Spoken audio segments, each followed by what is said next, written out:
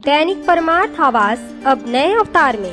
परमार्थ आवाज digital news channel, राजनीति से रोजगार तक, अपराध से अंजाम तक, खेत से खलिहान तक, आपके साथ सच की बात परमार्थ आवाज पर।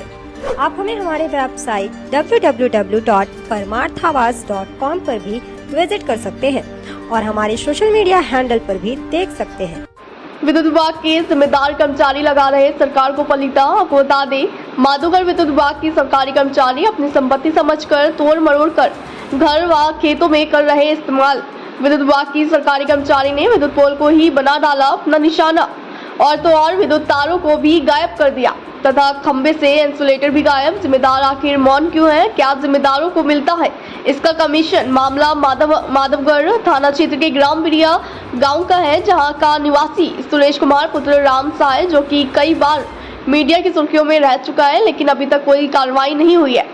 आपको बता दें, सुरेश कुमार उक्त नाम, जो कि आज विद्युत विभाग में बड़े बाबू के पद पर तैनात है और अभी वाबई में तैनात है, ने करीब 10 से 15 सरकारी विद्युत पोल को तुड़वाकर उनके टुकड़े करके अपने खेतों में पशुओं की रखवाली के लिए गड़वा दिए हैं। अगर इसका मोटा आकलन लगाया जाए तो एक विद्युत पोल की कीमत कम से कम 10 से 15 हजार होनी चाहिए। इस हिसाब से लगभग 1 लाख से 1.5 लाख तक का सरकारी संपत्ति का तोड़कर अपने खेतों की रखवाली के लिए इस्तेमाल किया गया है और तो और पोल के ऊपर से तार इनके ही खेत के करीब से गायब कर दिए गए तथा कुछ खंभों के इंसुलेटर भी गायब हुए हैं। इस हिसाब से देखा जाए तो करीब 2 से 3 लाख का सरकारी संपत्ति का चूना आराम से लगा चुका है और जिम्मेदार अधिकारी अभी भी मौन साधे बैठे हुए हैं। इसमें ऐसा प्रतीत होता है कि सरकारी विद्युत पोल को तोड़ने के लिए विभाग ने पैसे खाए हैं, तभी तो ऐसे भ्रष्ट कर्मचारी पर कोई कार्रवाई नहीं हो रही है। उक्त नाम कई बार रिश्वतखोरी तथा घोटालेबाजी में सुर्खियों में आ चुका है, लेकिन फिर भी ऐसे भ्रष्ट बड़े बाबू पर कोई कार्रवाई नहीं होती है। आखिर क्यों कोई कार्रवाई नहीं होती है?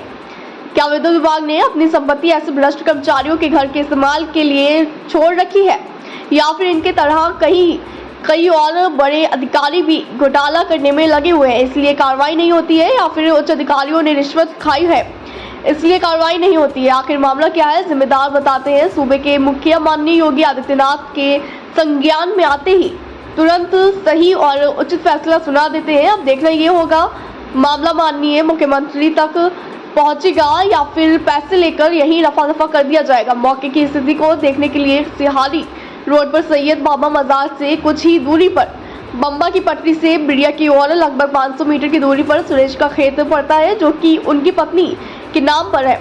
उसी खेत के चारों ओर विद्युत पोल तोड़कर लगाए गए हैं और तथा उसी खेत से करीब 50 मीटर आगे चलने के बाद सुरेश पुत्र राम सहाय का खेत पड़ता है।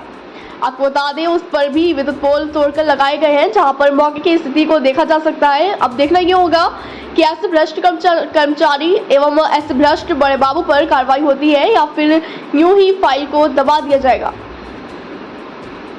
संवाददाता मनोज कुमार सिंह की रिपोर्ट।